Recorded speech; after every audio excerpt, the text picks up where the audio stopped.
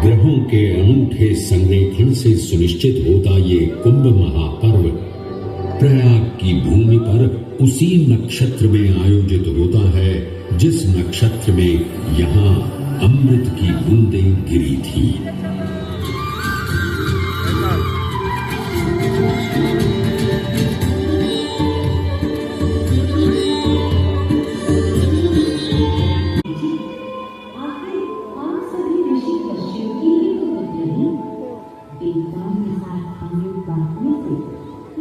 Hello दोस्तों, आज मैं पहुंच चुका हूं प्रयागराज संगम नगरी के किनारे, जहां पर हमारा महाकुंभ का आगाज हुआ है।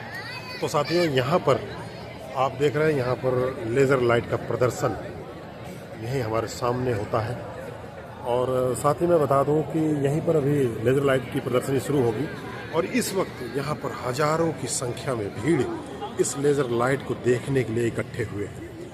आप देखिए, हमारे आसपास में तकरीबन 500 मीटर की दूरी में यहाँ पर इस लेज़र लाइट की प्रदर्शनी को देखने के लिए मैं बता दूं कि यहाँ पर लेज़र लाइट की प्रदर्शनी शाम 7 बजे से लेकर 9 बजे तक ये चलता है। तो साथियों, मैं अभी आपको दिखाता हूँ लेज़र लाइट की प्रदर्शनी, वो भी प्रयागराज संगम नगरी से।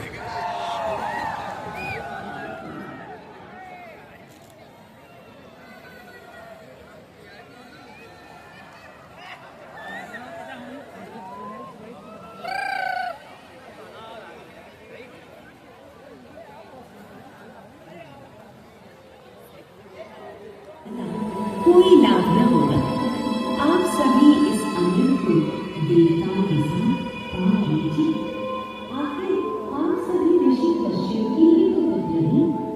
देवताओं के साथ अमृत बांटने से एक तो आपका वैभव बढ़ेगा और दूसरा जो अमृत का फलदायक भाग है उसे आप ही ग्रहण कर सकेंगे। हे मनमोहिनी, तुम सत्य ही कह रही हो, परंतु अगर हमने ये अमृत कलश देवताओं को दे दिया, खुशियों का जय जयकारा, खुशियों का जय जयकारा, गंगा यमुना सरस्वती का संगम, तीनों में समाया सृष्टि का राज, सृष्टि का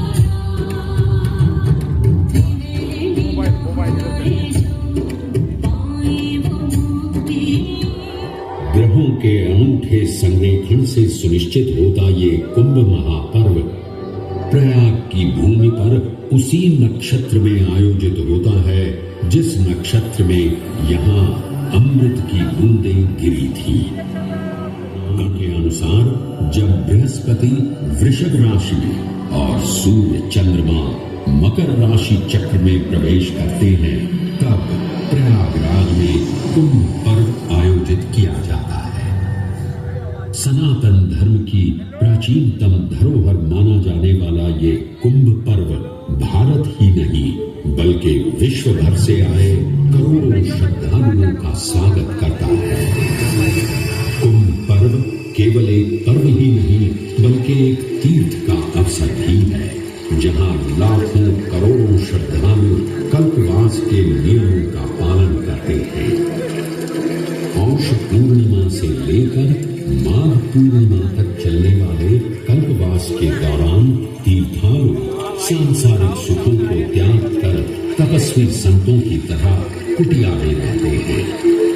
उनकी दिनचर्या ब्रह्म मुहूर्त में गंगा स्नान से शुरू हो संध्या वंदना और भजन कीर्तन जैसे आध्यात्मिक कार्यों के साथ रात्रि तक समाप्त होती है। श्रद्धालु दिन में केवल एक ही बार भोजन ग्रहण कर मानसिक रूप से धैर्य, अहिंसा और भक्ति भाव में लिप्त रहते हैं। ऐसी मान्यता है कि जो कल्पवासी मोक्ष की अभिलाषा लिए कुंभ पर्व में कल्पवास के नियमों का पालन करते हैं, उन्हें मोक्ष अवश्य ही प्राप्त होता है। पारंपरिक रूप से इस आध्यात्मिक पर्व की औपचारिक शुरुआत का श्रेय 8वीं शताब्दी के हिंदू दार्शनिक दार्शनिक और संत आदि शंकराचार्य को दिया जाता है। उन्होंने न केवल 4 पवित्र मठों पुरी, श्रृंगेरी, द्वारका और बद्रीनाथ की स्थापना की थी, बल्कि सन्यासी परंपरा को जीवित रखने हेतु 10 नाम सन्यासी व्यवस्था का गठन भी किया था, जिसके अंतर्गत निर्वाणी, अटल, निरंजनी, आनंद, जूना, आवाहन और अग्निसात नामक 7 अखाड़े निर्मित हुए। आदि शंकराचार्य का उद्देश्य शास्त्रों के ज्ञान को आपस में साझा कर सनातन धर्म के दार्शनिक आधारों को सुदृढ़ और परिपक्व करना था। अतः धर्म की सभी शाखाओं को संगठित रखने हेतु आदि शंकराचार्य ने प्रयाग की भूमि पर कुंभ पर्व को पुनः आयोजित किया। आज के इस दौर में कुंभ पर्व की महत्ता का अनुमान इसी बात से लगाया जा सकता है कि यूनेस्को द्वारा मानवता की अमूर्त सांस्कृतिक विरासत की प्रतिनिधि सूची में इस पर्व को शामिल किया गया है। एक ऐसा अनूठा मंदिर है जहां हनुमान जी लेटे हुए दिखाई देते हैं। प्रचलित कथाओं की माने तो हनुमान जी के आदेशानुसार बाघंबरी बाबा को इस तट पर उत्खनन करते समय हनुमान जी की एक दिव्य मूर्ति प्राप्त हुई थी, जिसके फलस्वरूप आज यहाँ बड़े हनुमान जी का मंदिर स्थित है। इस चमत्कार से विस्मयाभिभूत हुए बाबा बाघंबरी ने हनुमान जी की सेवा में अपना जीवन समर्पित कर दिया। आज इलाहाबाद या इलाहाबाद के नाम से कुछ समय के लिए चर्चित ये प्रयागराज आज भी जीवंत है। धर्म और संस्कृति का अनूठा इतिहास संजोए हुए तीर्थराज प्रयागराज में वेणी माधव, शिव और शक्ति के विभिन्न स्वरूप आज भी विद्यमान हैं, जो इस पावन क्षेत्र को अद्वितीय बनाते हैं।